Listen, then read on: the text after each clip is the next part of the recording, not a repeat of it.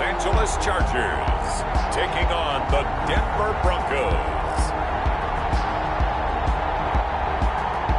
From the future home of Super Bowl 56, there's a look at SoFi Stadium just south of downtown Los Angeles. Straight ahead, we punch the second of 2 tickets to the AFC title game, and we've got a great one in store between the Denver Broncos and the Los Angeles Chargers.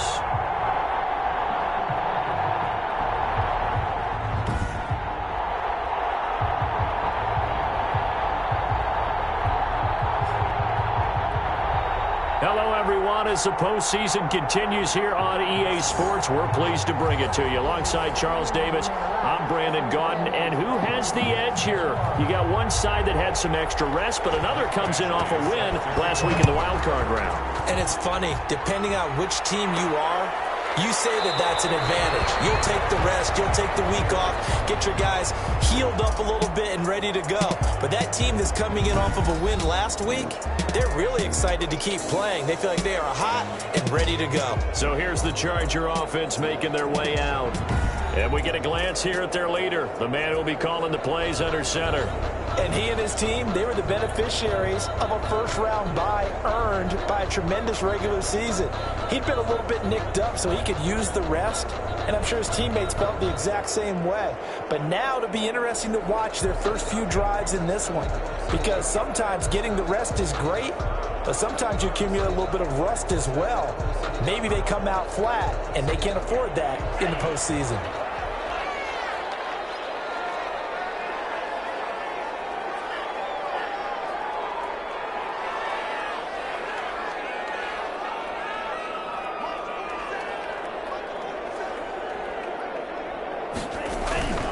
They'll come out throwing here to start the drive. And his first look is incomplete. Mike Williams, the intended target. And it's second down.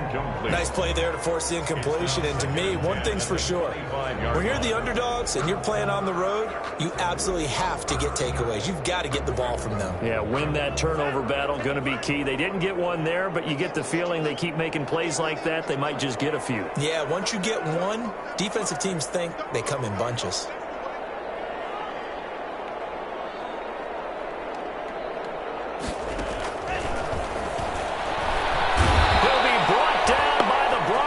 It's a sack. Von Miller, the blitz works to perfection as he gets in there to dump him for a loss of 8. All right, partner, I'm going to be Captain Obvious right here.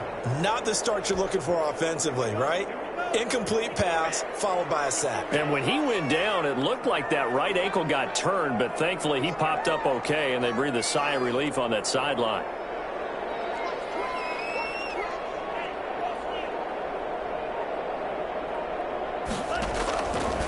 The gun now on third down. Open man, it's Allen. And past the 40 before he's out of bounds. The defense shaking their heads, not aggressive enough, and they allow him to convert a 3rd and 18. Well, Charles, the big story today, obviously the courageous return to one of the league's best quarterbacks. When he was injured during an early season victory, the assumption was that he'd be out for the rest of the season. Well, we found out this week that this is not the case. And you have to give him a lot of admiration and props for working his way back from what was thought to be a serious injury. And it's natural for him to want to be back out on the field. Remember, when he got hurt, this team was 4-0. I also think we have to question whether or not he should be out there, putting his body on the line. And from the franchise's perspective, they have to wonder whether it's worth having him out there if he's not 100%. Almost able to intercept it. That's one he would have liked to have held on to on this first drive. Instead, second down. From the snap, he certainly looked like he knew where he wanted to go with the ball, but surprise, that guy was covered. So that took his attention elsewhere to no avail.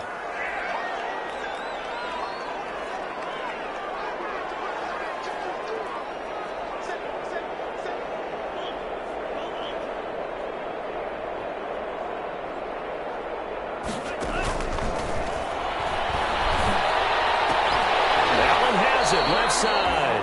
And he'll be taken down, but not before he works it past the 50. 2 catches now in this divisional round matchup. That one, a first down. A nice pass there. And, Charles, how important do you think it is that the coaching staff helps him get in a good rhythm early on?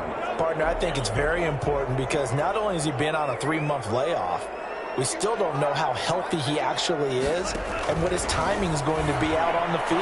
So getting him comfortable, getting him success early, that's a big part of this game plan and a big part of what this coaching staff has to do.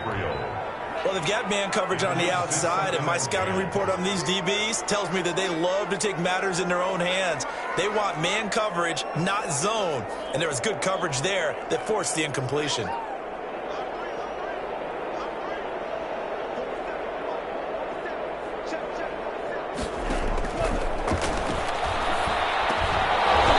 And this one incomplete. Too much contact to hold on to that one, and it's 3rd down. And he's only hit on 2 of his first 6 passes. Time for a quick quarterback regroup here with a big 3rd down coming up. Now they face a 3rd and 10 after back-to-back incompletions.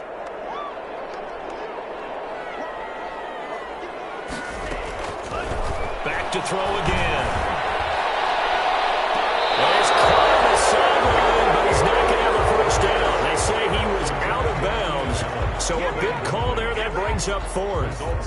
An early message that this secondary is going to be tested because even though it fell incomplete, it almost felt like a warning shot to get things going.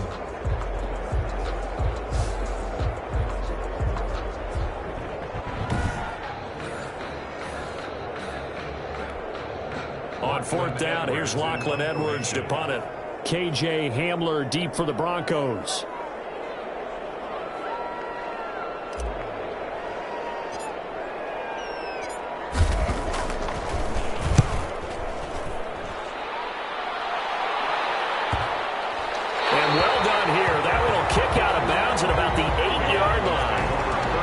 The Bronco offense with Drew Lock from Missouri in charge. All in all, he was pretty solid in the victory in the wild card round and threw a couple of touchdowns. And when it comes to quarterback play, you'd always love spectacular.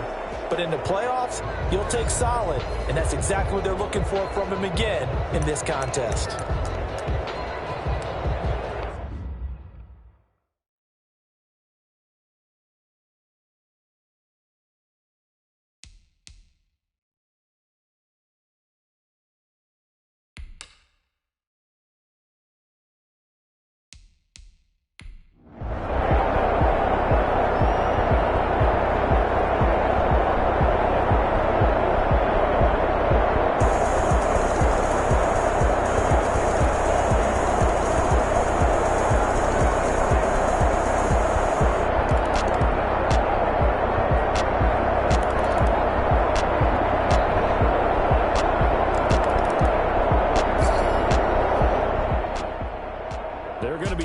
Questions that this team needs to answer in the offseason, CD, and one of them may be at quarterback. And let's face it, none of us want to talk about it right here, right now. But for this franchise, this is the offseason discussion because at some point, you hit that fork in the road. Which way are you going to go? And what we saw today was an aging quarterback